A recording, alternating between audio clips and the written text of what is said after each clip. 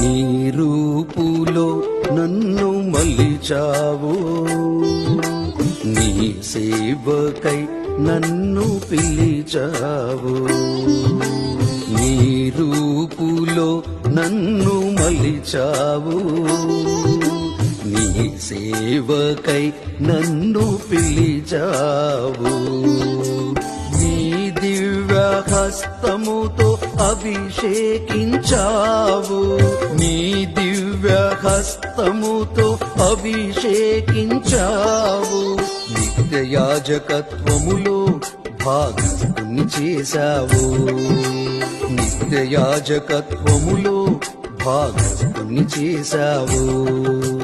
యాజకాగ్రత స్తుతి స్తోత్రము, నిత్య యాజక